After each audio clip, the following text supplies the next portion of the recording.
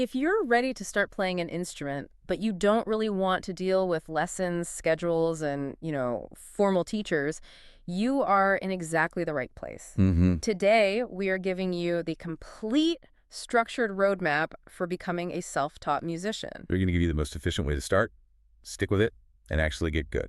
Learning on your own is a huge commitment. Yeah. I mean, it is, but it's absolutely possible. It is. The key is just substituting the structure a teacher provides with a really solid plan, good resources, and smart practice habits. So where do we start?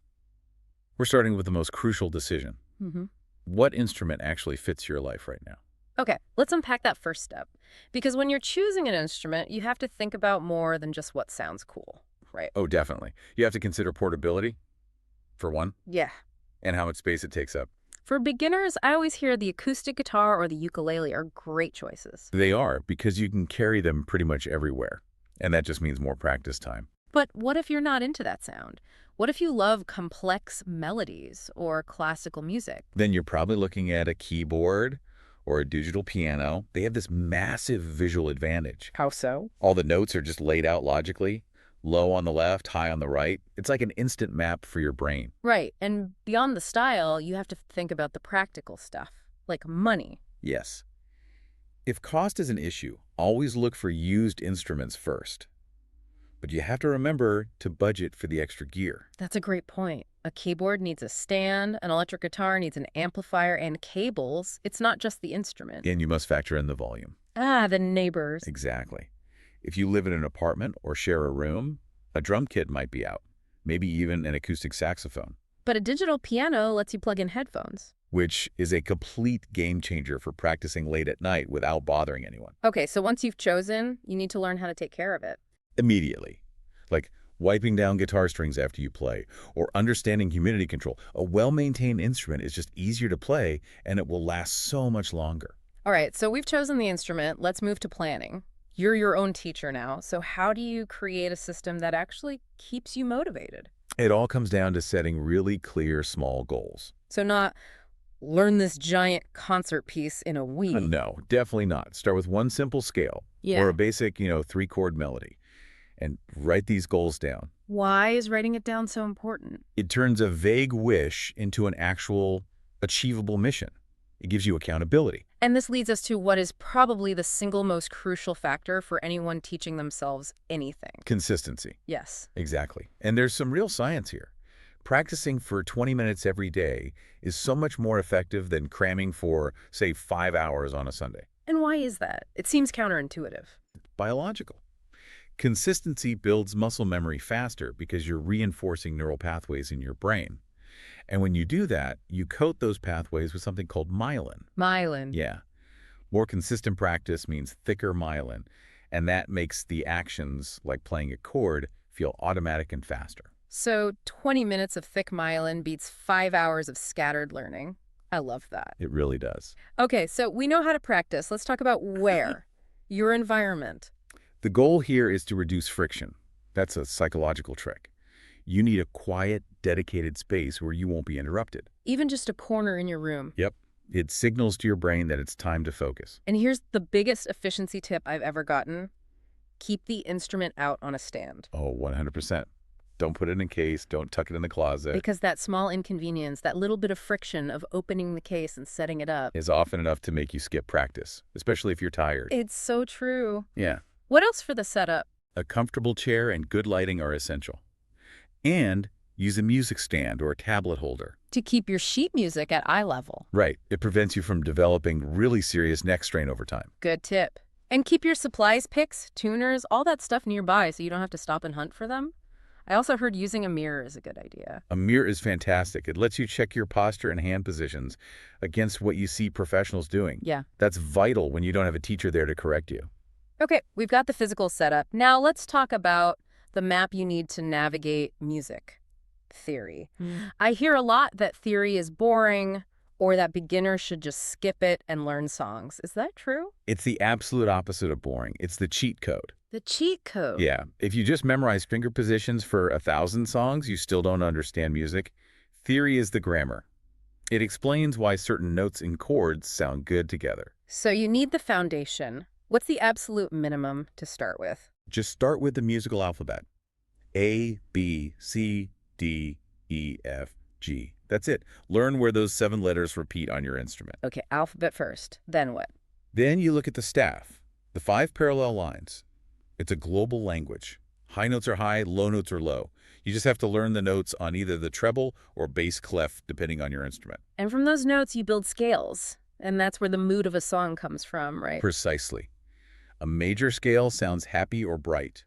A minor scale sounds more reflective or sad. And it's not random. It's a pattern. It's a mathematical pattern. The major scale is always whole, half, whole, half. That WWWWWH pattern, if you know that, you can play a major scale starting on any note. You've got it. It's immediate pattern recognition. We also need to talk about intervals. The distance between 2 notes. Just the distance. If you understand intervals, your brain stops seeing a new melody as a string of random notes and starts seeing it as a predictable pattern of jumps. It makes learning songs so much faster. And rhythm. We can't forget rhythm. Which is often harder than the notes. Rhythm is just counting beats. Most pop music is in four times, so 4 beats per measure. So tapping your foot is actually a good thing. It's a great thing. It helps you internalize that rhythm. Even just a little bit of theory gives you a huge advantage. Okay, so since you're your own teacher, where do you find this information? Where do you find reliable instruction? Quality resources are key. Instructional books are great because they offer structured, step-by-step lessons. That helps you build good habits. But for visual learners, I think video tutorials are essential. They really are. They show you exactly where to place your fingers, Yeah. how to hold the instrument details that books can sometimes miss. And what about apps? There's so many interactive apps now. They're fantastic. A lot of them can actually listen to you play through your phone's microphone and give you instant feedback on your pitch and timing. That's the closest you can get to a human teacher. It is. I'd say use a variety of sources. And always check reviews of books or apps. And for guitar players, look for tablature or tabs. Yes. Tabs are a great shortcut. They show you the strings and frets visually. What if you hit a really specific problem, like a weird chord you can't figure out? Online musician forums. They're incredibly helpful for asking those very specific questions about technique or gear that you just can't find in a book. Okay, so with resources gathered, we need to talk about the physical mechanics, proper technique. This is non-negotiable. It's not just for playing well, it's for preventing injury. Right, this is about safety. Do you recommend any warm-ups before you start playing? Absolutely. Every single time. Start with light stretches for your hands, wrists, shoulders.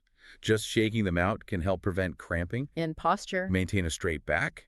It supports better breath control, which is crucial no matter what you're playing. And something we see a lot with beginners is gripping the instrument too tightly. Yes, that tension will slow you down, and it can lead to serious repetitive strain injuries over time. So what's the rule? Just enough pressure to make the note sound clear.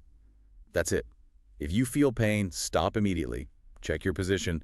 Do not push through pain. It's always better to play slowly and correctly than fast with bad form. Always. Speaking of playing correctly, let's talk about the metronome. For a self-taught musician, this is probably the most hated but most essential tool. It is. A metronome gives you that steady click to guarantee a consistent tempo. And the reason beginners hate it is because it exposes all your weaknesses. It really does. It forces you to confront the fact that you rush the easy parts and you slow down dramatically on the hard parts. It's a diagnostic tool. That's a great way to put it. So how should you use it? When you start a new song, set the metronome to a very slow speed, maybe 50 beats per minute. Your goal is to hit every single note perfectly in time. And only when you nail it at that speed should you increase the tempo? Exactly. Go up by 5 or 10 clicks at a time. This discipline is what makes your playing sound professional, and it prepares you to play with other people. Okay, so beyond the physical stuff, let's talk about skills that really deepen your musicality. Ear training and reading music. Ear training is basically learning to recognize notes and rhythms just by listening. So like playing by ear. That's it. A simple exercise is to hum a tune, like a nursery rhyme, and then try to find those exact notes on your instrument without any sheet music. And there are a ton of apps that make a game out of that now, right? Helping you identify intervals and chords by sound. Yes, and that is so essential for understanding how songs are built.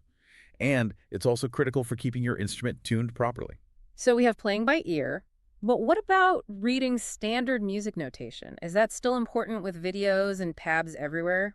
It is absolutely vital. While tabs are great, standard notation is the language of all of music history. It lets you play centuries of written music. And it lets you join a school band or an orchestra. And, maybe most importantly for a creative person, it lets you write down your own musical ideas precisely. Okay, we've covered setup, theory, mechanics.